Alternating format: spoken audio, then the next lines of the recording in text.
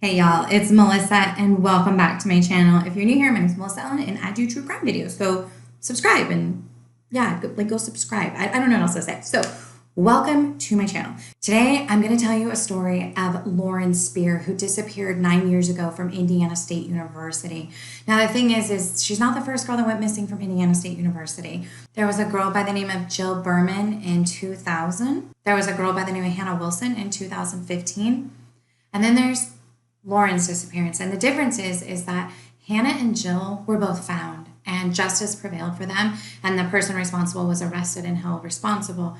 In the case of Lauren, nothing. It's completely a mysterious vanishing. There is no leads on where she is, and in all honesty, there's really no lead on who's responsible for what happened to her. I want to give you guys this really quick because I'm going to tread a little lighter than I normally do when it comes to the suspect. Because normally I'm like, hello, get them, call them in, get their ass, like I'm done. But in this case, I'm not convinced that they're responsible. I'm not saying that they couldn't be, and you'll see that as we go through it because it's very wishy-washy. Either they did something to her on purpose and they covered it up by getting rid of her, something accidentally happened to her and they covered it up, or they didn't watch out for her and then somebody took her and she's gone and we don't know what happened to her. So maybe they weren't being the best people, but do I know whether or not they did something to her and actually hit her? I don't know. And there's a lot of missing information that we don't have. And it's been over 9 years and her parents have no answers. It's a tragedy. So I want to share with you the story of Lauren. Let's go and jump right into the video.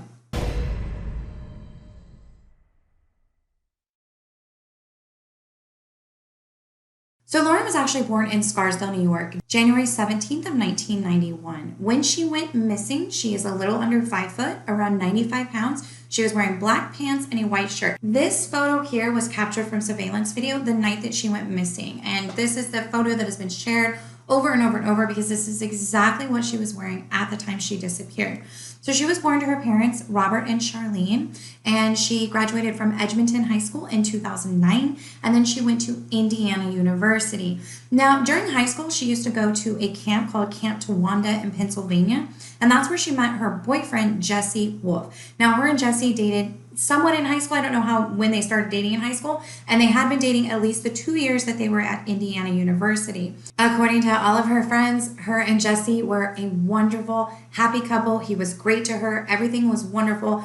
Just a really, really good relationship. The thing about Lauren is that she was a very outgoing, bubbly, selfless, loyal, good person. There was a letter that her mother received after she disappeared, and it was somebody that had known her in college and said that, I believe it was basically that at first they didn't think they liked her, but it turned out they were just kind of intimidated by her because she was such a selfless, good person. She spent a lot of time dedicated to the Jewish community at school. And in fact, she had spent her spring break planting trees in Israel. I always feel like after I listen to every single podcast, it's the same amount of information. So I wish I had more to give you guys, by the way, in case you've been following this case, because I know it was highly publicized.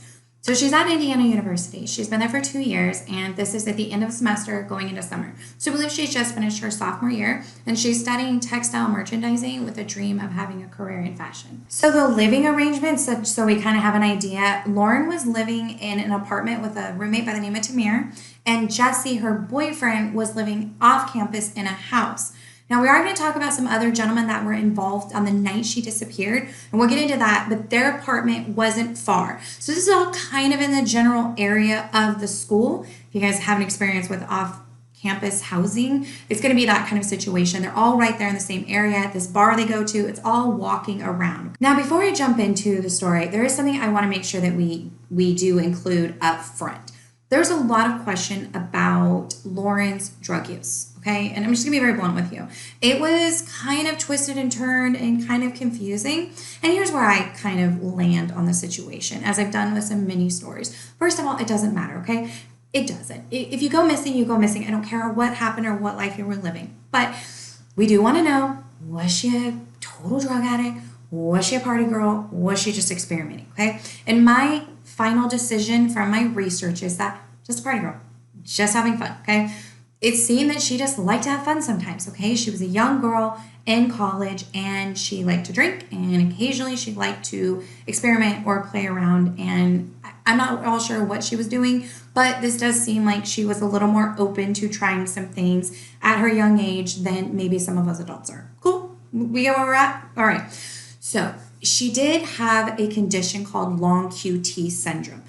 This makes me feel that there's no way in the world she was a heavy addict. Like, anyone tried to apply that, there's no way she could have been, in my opinion, based on the fact that she had the syndrome. Now, I couldn't quite figure out how severe her long QT was, but it's a heart condition. It makes the heart kind of like AFib is what it made me think of, kind of not beating at the right rates at different times is kind of what I understood it to be.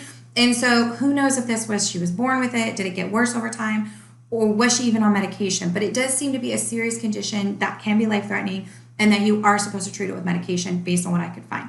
So she has this syndrome, and I just don't think she was like that heavy of a user. But regardless, the night that she disappeared, we do know she was drinking, and we do know that after she disappeared, that police did find a small amount of cocaine in her bedroom, okay? Just getting that out there. And also in September 2010, it was reported that she was arrested for being drunk in public. So let's talk about the night that Lauren disappeared. We're gonna start in the early mornings of June 3rd, 2011. So we're starting at 12:30 in the morning, and they are pre-gaming. And let me give you who's gonna be the key players that she's with. Jesse, her boyfriend, is not there. Jesse has decided that he's staying in that night. It was reported that originally Lauren was staying in that night, that he was staying home because he wanted to watch the NBA Finals, and then he was going to go to bed, okay? So Jesse is not there. It's confirmed by his roommate that he is at home. He watches the game, and then he goes to bed at 2:30 in the morning, okay? And that's what we know about Jesse. So let's talk about the other guys that were involved. Originally, she's hanging out with a friend by the name of David Rohn, and they end up going over to a friend, Jay Rosenbaum's. Now, Jay is actually Jason Rosenbaum, but he does get called Jay. And then there was a new acquaintance there by the name of Corey Rossman. And it appears she had just met Corey in the last week or so, but she had at least known Jay for a long time. One of them was even from camp, so a very long time, known them all along. So on this night, she goes with David and they go over to Jay's apartment. So they live in these apartment complex. Jay lives in one and Corey lives in another. So it's about midnight. Lauren heads over with David and they end up going to Jay's. They start pre-gaming. They're hanging out. They're having a good time. Corey's there. I don't know if any other people were there, how big of a gathering this was. So shortly after this, David, who originally went with Lauren, he ends up leaving and going home and going back to his own place. It is confirmed from surveillance video that he arrives at his place and he does not leave his place until the very next day. So David appears to be completely out of this. It appears that he has cooperated with police. He has been interviewed. He's done a polygraph, and it doesn't seem that he's any way connected to what happened. He was not there. He went home, and he's completely uninvolved from here on out. So now we have Jay is at the apartment, and she's with Corey. So at this time, Lauren and Corey, now she's only known Corey for about a week, but they must be comfortable with each other, and they must be getting along because the two of them appear to leave together or end up meeting each other, but they end up going to Kilroy's Sports Bar. So this is a very popular sports bar in the college scene. Everyone's hanging out there. It's a live party. Everyone's having a blast. It's a big thing, right? So she is only 20, so we assume she uses a fake ID. Maybe there was reports that could have been an 18 and over, but everyone's like, no, it was 21. She must use a fake ID. Irregardless, she goes to the bar. Now, it is reported that when she gets to the bar, she is already very intoxicated. They arrived there at 1:46 in the morning. So this means she had been drinking for like an hour and a half. They're at the bar. It's 1:45 in the morning. She's highly intoxicated. There's apparently some sand area out in the back, and Lauren takes her shoes off. She ends up leaving her shoes. Not just like walking away from them, but like leaving them. Like she left the bar without her shoes. She also left her cell phone at the bar. Her level of intoxication was extremely concerning at this point. She's really drunk. So they proceed to leave not even 45 minutes later at 2:27 in the morning. And Corey and Lauren do leave together and they're headed towards Lauren's apartment. This all happens in like a little over 2 hours at this point. She has already pre-gamed, gone to a bar, lost her shoes and her cell phone, and now leaving the bar. So it's like 2:30 in the morning and Corey and Lauren are walking back to Lauren's apartment. It's unknown, was he dropping her off? Was he walking her home? Who knows what was happening? I have not a clue in the entire world. But what we do know is that they never actually go into Lauren's apartment. They get in the elevator and ride it to the 5th floor. When they get out of the elevator, I don't know if it's quite a lobby because I watched the Dateline video and it doesn't quite look like a big enough lobby. Whatever it was, there was 4 guys standing there apparently. Might I add, a lot of this is speculation because police have held a lot of this closely, so it's kind of had to come out. But this seems to be amongst all news sources. So there's 4 guys standing there, and it's reported exactly word for word that one of the guys did not like the way Lauren was being handled by Corey. So I don't know if he's pulling at her or not letting her walk. Who knows the situation? Handled could mean a lot of things. Somehow, some words get spoken, and the guys, whatever, Corey says something, and one of the guys end up punching Corey in the face. Very hard. It was a very direct hit. It wasn't a sloppy hit. It was a very, very direct, hard punch to the face. And rather than, I don't know if they fought anymore. I don't know if they called the police. Like, I don't know what happened because it just like they got back in the elevator and left. Rather than just going down the hallway to Lauren's apartment, but maybe they didn't want them to know where Lauren lived. Who knows what the situation is, but they leave. They leave the building. So now they leave and they're going to head to Corey's apartment. So it's 2:40 in the morning. Lauren was actually caught on surveillance video a couple of times. None of these surveillance videos, except for the one, which appears to be when she's very first leaving, have been released to the public. And it's been reported that even Lauren's parents haven't seen them, but I don't know how true that is. 9 years, okay? So she's actually seen in an alley in between College and Morton, okay? So there's these 2 roads and there's an alley in between. Not like a great place you want to be at 2:30 in the morning, but I guess if you have a male with you, like, I wouldn't do it, and she has no shoes on. Anyways, they're walking down this alley, and he's been punched in the face. Lauren is stumbling, and apparently she falls pretty darn hard twice, like falls flat on her face. She can't even catch herself. There's 2 different stories, but I'm going to go with the second story, so I'll tell you the first story. One story says that on the second fall, she couldn't even get up, and so Corey actually picked her up and threw her over his shoulder. I don't think that that's actually true because there's another story, which seems to be more official, that she was spotted on surveillance again walking out of the alley, and that she's walking out of the alley headed towards a dirt lot, which leads to Corey's apartment. So I don't think he had her over his shoulder. Maybe he did later. I don't know where that story came from. But they do get out of this alley. It is also important to know that her keys and purse were eventually found in this alley. I heard it reported a couple of different ways, that it was her keys and her ID or her keys and her purse, but I heard more often that it was her keys and her purse. So those items were found in the alley after she disappeared. Police did go back and they did locate that there. So this wasn't a good trip down the alley getting back to Corey's apartment. They are heavily, heavily intoxicated at this point. Now at 3:30 in the morning, they arrive back at Corey's apartment.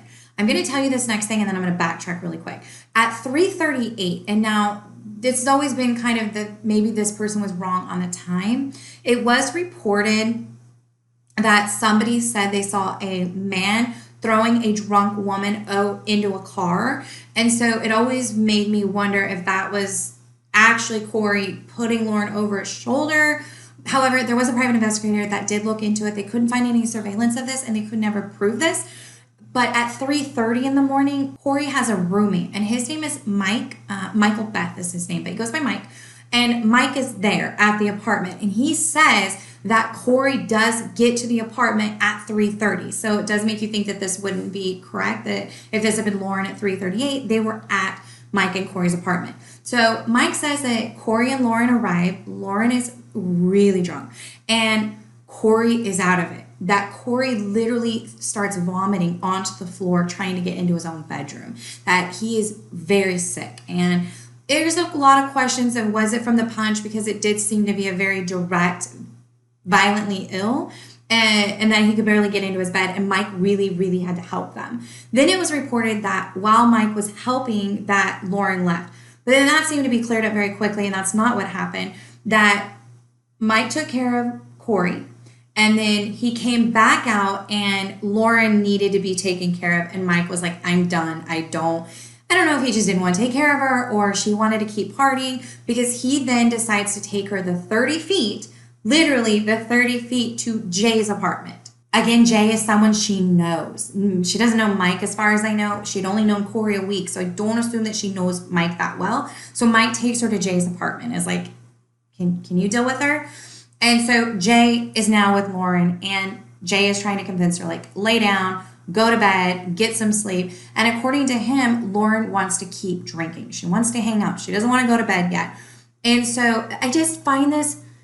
Are you guys wondering where's her boyfriend? Yeah. Remember, she doesn't have a phone. Like, don't these guys know her boyfriend? Call her boyfriend. I mean, this is so much easier. It's not like you have to call someone's parents. Call her boyfriend. Call him. He'll come get her. Call her roommate. Call anyone. Now at Jay's apartment, she doesn't have her phone, so she asked Jay if he can use her phone.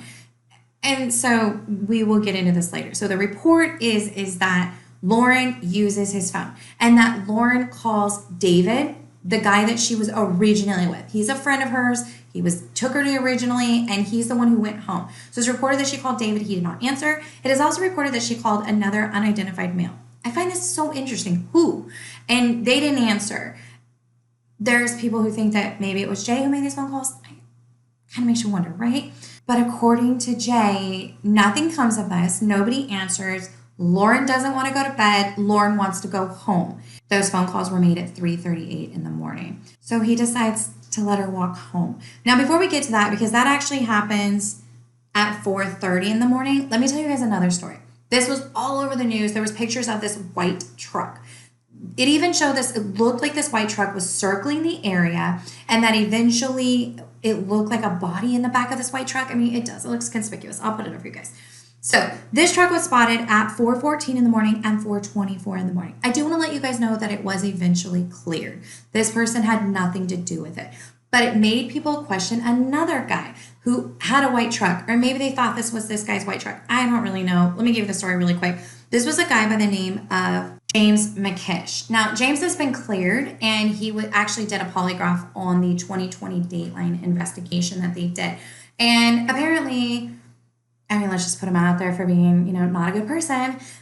He had been arrested on domestic violence charges against his ex-girlfriend. And then at some point in time, he had threatened by saying that, what happened to Lauren, I'll do that to you too. So as a result of these threats, he got himself involved in investigation, and he did have to do a polygraph. But it does appear, and not going on just the polygraph, but that they have cleared him of being involved in, as many men who hit women. They also try to use intimidation tactics to make you, you get where I'm going with that one. So now it's 4:30 in the morning, and Jay is going to let Lauren walk home.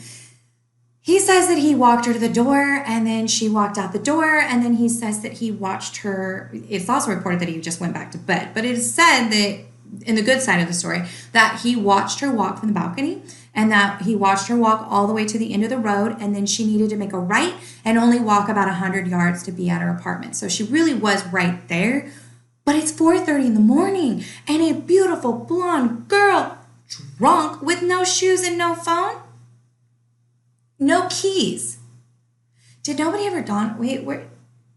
She didn't have her keys. I guess maybe. She could have been depending on her roommate to be home. Okay.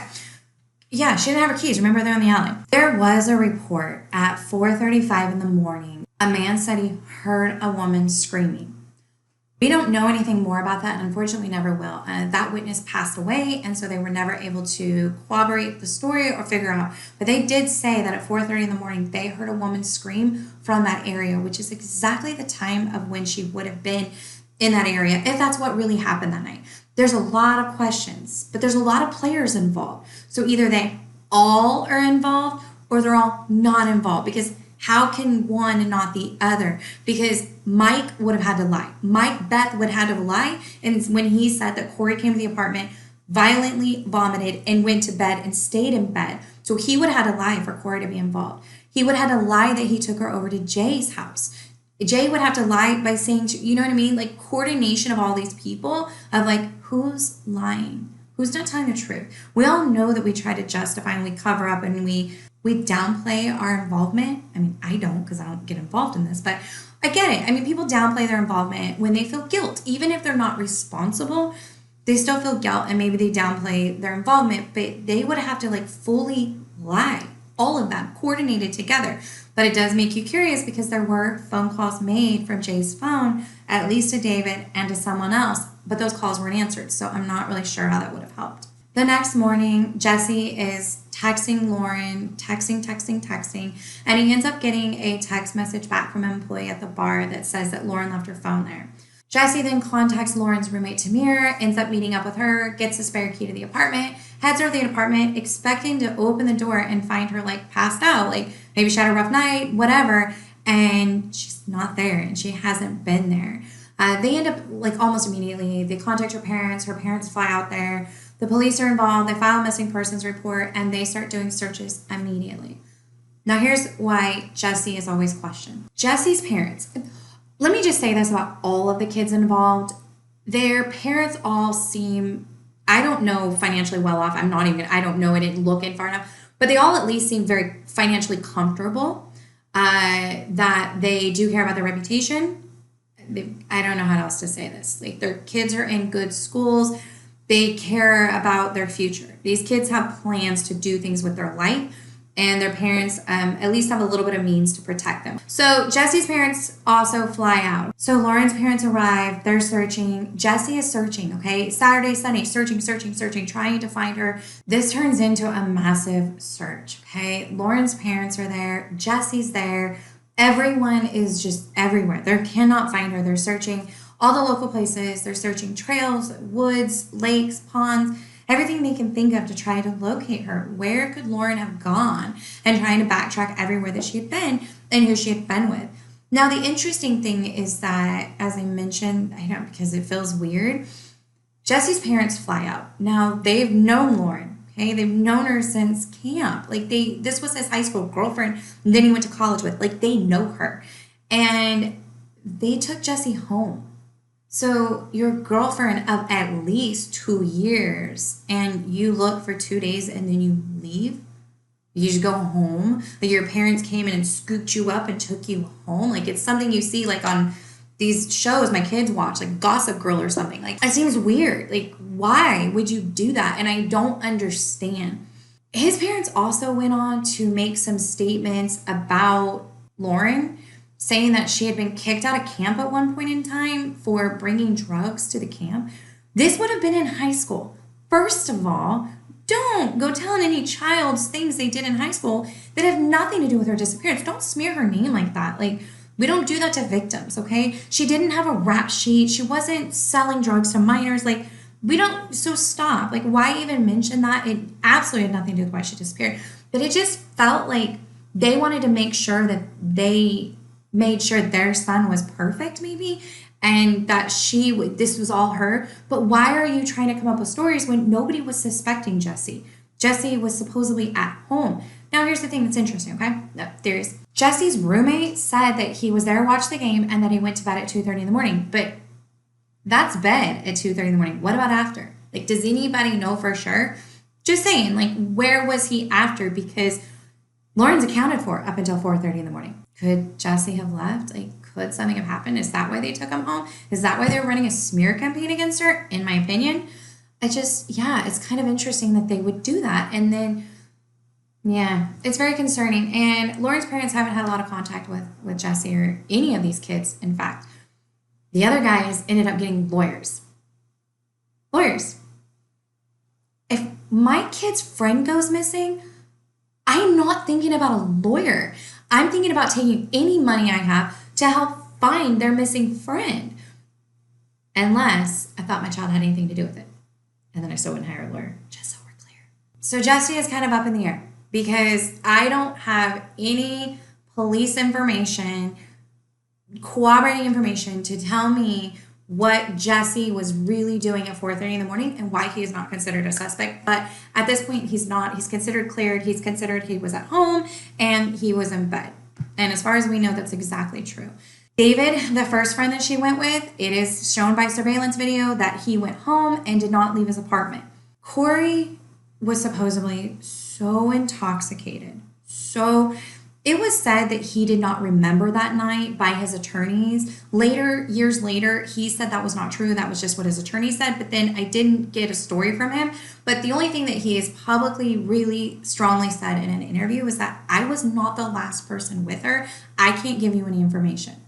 And it does appear that he wasn't. Her parents, though, are very uncomfortable with Corey. He got a lawyer and he won't speak to them. And they weren't as concerned because he wasn't the last person with her, but he spent a lot of time with her that night. And why won't you just talk? Like, why won't you just like, hey, who was at the bar? What was her mood like?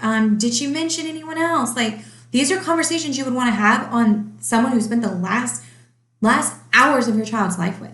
I don't care what it is. Tell me about the drinks you were drinking or what food you ate. Like, I just want to know every last memory of my child I could have. And he won't give them that. And I think that that's what's so concerning. Why? But I do have a feeling that his parents are, again, financially able to make sure that he doesn't ruin any sort of reputation. Or maybe he was, I don't know. Like, there was mention that they did not trust the Bloomington Police Department in Indiana. They did not trust the Bloomington Police Department. And those are kind of like big thoughts for kids, especially knowing that there were other cases that were solved from Indiana University. So I wasn't quite sure what their thinking was on why they did not trust the Bloomington Police Department back in 2011. Like, what was their thinking for that? That that's why they got attorneys and that they only wanted to deal with the FBI directly. And apparently they did, and they did do polygraphs, but we just don't have that information. It's just been rumored around that they did take polygraphs in the past. Jay was the last person with her, and it just, I don't understand. Why did he let her walk off, and did he actually let her walk off, or did something happen? It's just a lot of twists and turns, and at this point we have no idea. And I don't have any reason that any of them would have harmed her. Obviously there's the normal thoughts of they were partying and they harmed her and took it too far and maybe assaulted her in some way, and that's what happened. Or there has always been a strong rumor that they were all partying together and that apparently Lauren tried ecstasy, rumors, and that she ended up overdosing and that they panicked and threw her into the river. So that is one theory that is out there, and it's very plausible. I'm curious who all helped cover that up, if that's true. And why? Why wouldn't you just call the police department? Why wouldn't you call an ambulance and help her get help? She could have possibly been saved. You know, there's people that start to overdose and you call an ambulance and they're saved and they live. And at the end of the day, it's their problem. Not that it would be. It is, you know what I mean? And the person who took the drugs and made that decision and overdose would have to deal with the repercussions, but she would have been here to deal with it. So that's a possibility that she could have, and then they disposed, which I just don't understand. Like, people don't do that. Like, if somebody, just call 911. Just call 911. So that's always a possibility. 4:30 in the morning, a beautiful girl out on this known area where these college kids roam. In fact, Lauren's parents, Charlene and Robert, they said they went back to the area and they purposely went out 3-4 o'clock in the morning and drove around because they wanted to know what Lauren would have been experiencing walking around at 4:30 in the morning. And they said they actually saw another intoxicated girl walking around just days after Lauren disappeared. So if this were an area where somebody wanted to look for someone, this would be a good area to circulate, obviously. So trying to find Lauren, there were several things that were done. There were obviously searches. They did a search of the landfill that lasted 9 days. It was like 10, 12-hour days. They searched the wooded area. They searched the trails. They searched the pond. Lake Monroe, I think it was called. Her parents originally offered a $100,000 reward. That reward got all the way up to $250,000 for any information leading to finding Lauren and returning her home. Yeah, they searched everywhere trying to find her and found absolutely nothing. By June 10th, I mentioned that they did say there were at least 10 persons of interest. Now, there was another interesting thing that came up. There was a student who went to Indiana by the name of Corey Hammerly. or Hammersley. I'm not really sure. So Corey H., not the other Corey. This is a different Corey, okay? So Corey H. Was actually known as the Naked Gunman. Apparently, he was all involved in the drug scene. I don't know why the police were there or if they got called because he was being crazy, but he ended up getting into a gunfight with police in Indiana, and he ended up getting arrested, and he went to jail, and he's serving 24 years because he fired at police into people's houses. Like, this guy was out of control. He was naked. He had on a hat and sandals, and he was shooting. You've probably seen this picture. I'll pop it up for you. So this guy gets into it with police, whatever. Anyways, he ends up in jail for what he did. He's in jail, and apparently he's playing cards with another inmate, and a news clip comes up, and it's got Lauren's picture, and Corey says to this other inmate, supposedly, that, yeah, I know the guys that did that to her. And this is when he tells the story that she was doing ecstasy, OD'd, and they threw her in the river. So police looked into this, and they did not find any information to corroborate what he said. And they didn't find his tip credible. But that's how his name gets mentioned. And then I just thought y'all might want to see a Naked Gunman, because we need a little comedy every so often to, like, who's that? Now, in 2013, Lauren's parents wanted answers, and they're not getting them. And these gentlemen have lawyers. They're not cooperating. They're not, meeting with investigators. They want to know. They just want to know more about what happened that night so they can try and figure out where their daughter is. So in 2013, they actually filed a civil lawsuit, and they filed it against Corey, who was with her that night, Mike, who was his roommate, and then Jay, who was supposedly the last person to see her. So they filed a civil lawsuit against them, trying to get more information, and unfortunately in 2014, that was dismissed.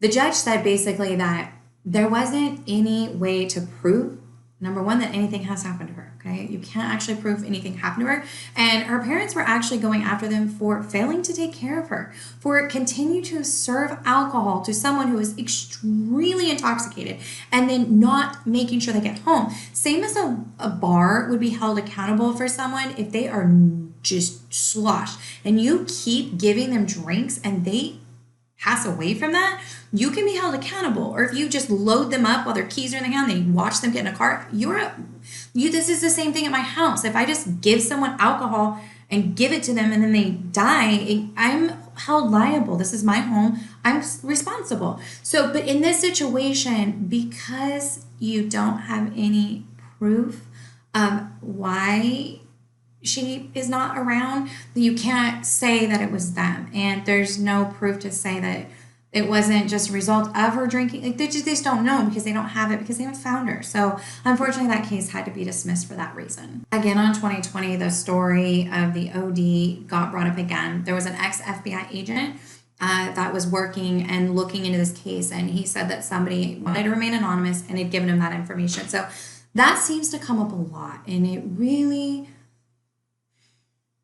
does make me wonder. I really, really wonder if that's exactly what happened, that because of her heart condition, and because I do not think she was an addict in any way, shape, or form. I just think that she took a couple of chances and she partied a little bit. But I just wonder if she just took it too far with her heart condition, if that could have happened, or if somebody encouraged her to do it. I don't know exactly what would happen. Maybe that's why they feel guilt and they dispose of her body rather than just calling 911 to get help for her. So that comes up over and over and over again as the strongest possibility of what happened to Lauren. In fact, the campus rumors are that's what happened. It's actually really sad. When I was watching the documentary, there's a lot of people who are like, yeah, I don't know what happened to her. I'm tired of hearing about it. Like, whatever. Just move on. It's really crazy the world we live on, because people are really heartless. And there were a lot of heartless remarks in that documentary about I think we just need to move on and let it go. It's someone's life, but okay. So that is the story of Lauren. Before I end this, I want to tell you guys really quick, because I just always like to share. I want to show you guys a picture of Hannah Wilson and just share her memory. It's just, this sucks. She was last seen getting into a taxi at Kilroy's Sports Bar in 2015. She was intoxicated. Her friends wanted her to go home, so her friends actually loaded her in a taxi, paid the taxi to get her home, and the taxi did just that. Took her all the way to her home. She got in the front door because her cell phone and purse or something were left on her bed, but a man took her, okay? And he took her and he brutally beat her, and she was found the next day. And this man was a resident of the area, and he was arrested for what he did to her because he dropped his cell phone right there. Now, police, obviously, she's a very pretty girl, just like Lauren, okay? She disappeared from Kilroy Sports Bar. And so, of course, they tried to see if there was any link, and they have investigated, and it does not appear that the man who harmed Hannah was in any way responsible for what happened to Lauren. So, whatever, he's in jail, he can stay there. And, for Hannah's family, I'm really glad that they got that justice that they needed for what happened to her. Now, there was also a girl by the name of Jill Berman. She disappeared in May of 2000. She had went out on a bike ride, and she was not found for 3 years. And she was found, she had a gunshot wound to the head. She was found in a creek lake area. And the man who did this was also held responsible and is in jail. Of course, they looked again and considered any connection. It is an Indiana State University student. So, of course, they're going to look at it, and they did not find any connection between what happened to Jill. So, I just wanted to put up Jill's picture, of course, giving, some memory for the family. Like, I can't believe that these things happen, but just to show that there's hope, okay? These people were held responsible for what they did to these two girls, and we need the same to happen for Lauren. So I just want to make sure that that's what we're talking about. That's what matters. So I am going to link as well as all my sources. There is a webpage for Finding Lauren. There's a Facebook page that you can follow, as well as there's a Twitter. So I will link all of that for you guys down below. All right, so that's what I have for you guys. I always feel weird when I get to the end. I'm like, are we done? Did we say everything? Yeah, we did. At the end of the day, Lauren's family needs answers, okay? They've already accepted that she's probably not still with us, but it's possible. We know this is possible. We've had these cases where women are out there being held, so it is totally possible that somebody has her. It's also possible that something happened to her that night and that the answers are out there and somebody needs to come forward because they deserve to at least have her. I can't imagine.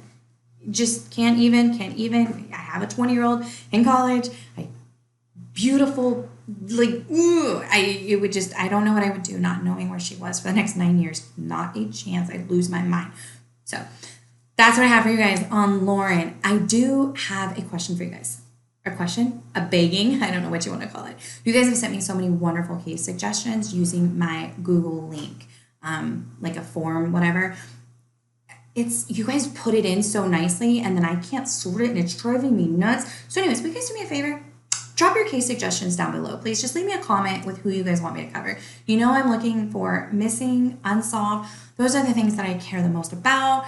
If they have any sort of family page or anything I can get more about them as a person, those are my favorites. I want to know more about the person when I'm covering their video for you guys. So please drop your comments for me. Other than that, I love you guys. Thank you so much for being here. And I say this at the end of every one of my videos: hug your babies and hug your loves. Life is literally precious. Enjoy every minute of every day and do not take anything for granted. I love you guys. I'll see you in my next video. Bye.